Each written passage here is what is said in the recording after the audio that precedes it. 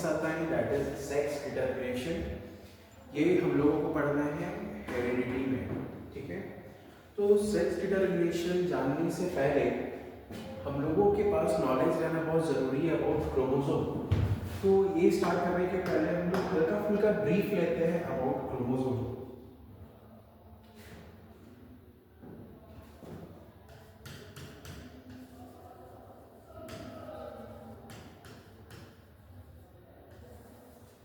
ठीक है, यहाँ पर हम लोग को जानना है अबाउट ह्यूमन बींग्स।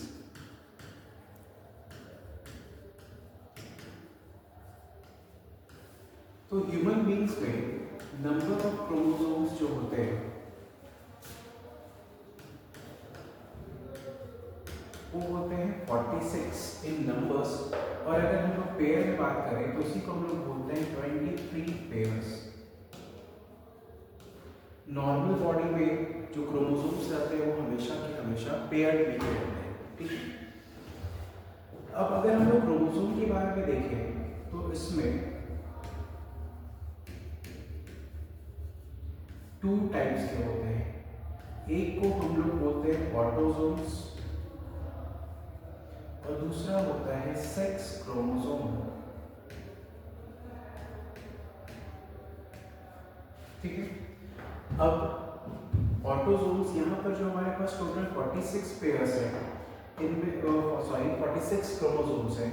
इसमें से जो 44 क्रोमोसोम्स हैं उनको बोलते हैं ऑटोसोम्स और 2 होते हैं सेक्स क्रोमोसोम्स, ठीक है। ऑटोसोम्स बेसिकली डिसाइड करेंगे हमारा नेचर, कैरेक्टर, कलर, ये सारे चीज़ों के लिए रिस्पॉन्सिबल है ये 44 क्रोमोसोम्स। और ये जो 2 क्रोमोसोम्स बचे हैं, ये 2 क्रोमोसोम्स डिसाइड करते हैं about the sex of the child. Sex chromosome 2 तरीके का, X एंड Y, ठीक है। यहाँ पर अगर X का पेयर बन जाता है तो वो फीमेल कैरेक्टर को रिस्पॉन्सिबल है, अगर XY रहा तो ये मेल के लिए रिस्पॉन्सिबल है, ठीक है। तो अब हम लोग देखते हैं अबाउट द सेक्स डिटरमिनेशन। तो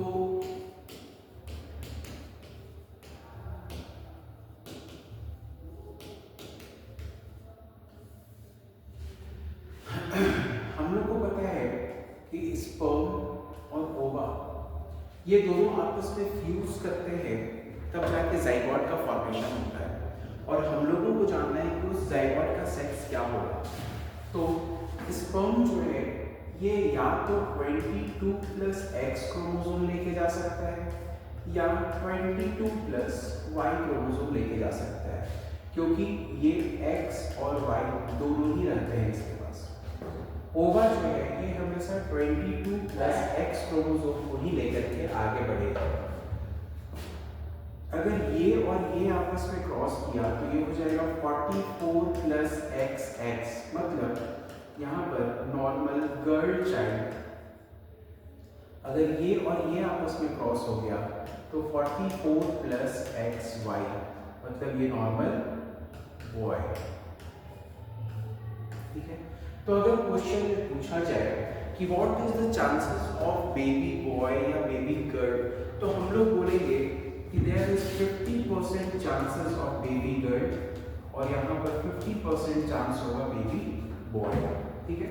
बस इससे रिलेटेड इसी टाइप का क्वेश्चन आता है कि परसेंटेज में बताइए कि what is the chances of getting baby girl या what is the chances of getting baby boy. तो इस तरीके से क्रॉसिंग करके हम लोग देख सकते हैं। दूसरा एक और क्वेश्चन आता है कि हमारे पास जो गैमेट्स होते हैं ये हमेशा हैप्लॉइड ही क्यों होते हैं। अब जिनको पता नहीं है ये हैप्लॉइड का मतलब क्या होता है, तो हम लोग इसके बारे में थोड़ा सा डिस्कस कर लेते हैं। जैसा कि मैंने अभी बताया कि जो क्रोमोसोम है ये अगर पेयर्ड रहेंगे तो इसको हम लोग बोलते हैं डिप्लॉयड और रिप्रेजेंट करते हैं हम लोग इसको 2x। अगर ये क्रोमोसोम अनपेयर्ड होंगे तो इसको हम लोग बोलेंगे हैप्लॉइड और इसको रिप्रेजेंट किया जाएगा एन से। तो क्वेश्चन आता है कि सर गैमेट्स जो होते हैं वो हमेशा हैप्लॉइड ही क्यों होते हैं? तो देखिए, नंबर ऑफ क्रोमोसोम्स को मेंटेन करके रखना बहुत जरूरी है। अगर फादर है, मदर है, ह्यूमन बीइंग के केस में देख रहे हैं, अगर फादर है और मदर है, दोनों का क्रोमोसोम अगर 46 है, तो ऑब्वियस सी बात है उनके जो बेबी होंगे वहां उसका क्रोमोसोम नंबर भी 46 ही रहना चाहिए। ठीक है, तो ये सब कैसे सेल डिवीजन आप लोग जान रहे होंगे कि दो तरीके के होते हैं, एक होते हैं माइटोसिस और एक होते हैं मियोसिस। माइटोसिस को बोला जाता है इक्वेशनल डिवीजन,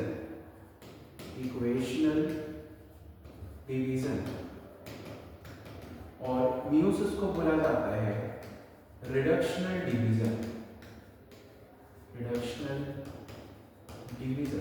तो ये इक्वेशनल और रिडक्शनल किस बेसिस पे बोला जा रहा है? तो ये नंबर ऑफ क्रोमोसोम्स के बेसिस पे बोला जा रहा है।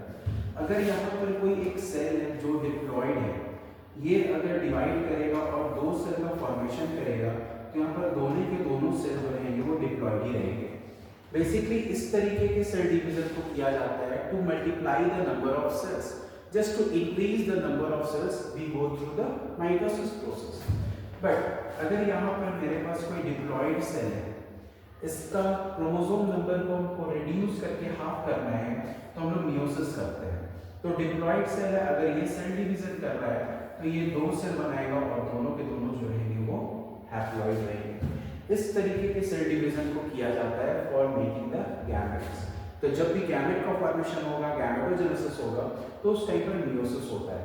तो हम लोग ये भी बोल सकते हैं कि क्रोमोसोम नंबर्स हाफ होने का रीजन यही है क्योंकि for the formation of gamete हम लोगों को मियोसिस के थ्रू जाना पड़ता है। और मियोसिस में क्या होता है कि नंबर ऑफ क्रोमोसोम्स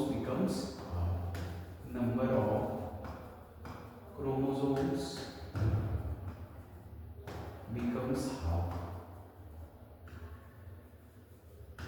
ठीक है, और प्लॉइडी लेवल को मेंटेन करके रखना है। तो चलो हम लोग एक ऐसा केस लेते हैं जिसमें हम लोग गैमेट्स को भी डिप्लॉइड ही मान करके चलते हैं। ठीक है, तो मान लो जैसे यहाँ पर स्पर्म है, ये 22 प्लस एक्स नहीं, ये 44 प्लस एक्स वाई लेकर के आया है, और जो एग है ये 44 प्लस एक्स एक्स लेकर के आया है। हालांकि ये इम्पॉसिबल केस है, ये केस मैं इसलिए बस बता रहा हूं कि आप लोगों को पता चले कि अगर ऐसा होगा तब क्या होगा। तो ये एक नॉर्मल ह्यूमन बीइंग का स्पर्म है, ये एक नॉर्मल ह्यूमन बीइंग का ओवा है।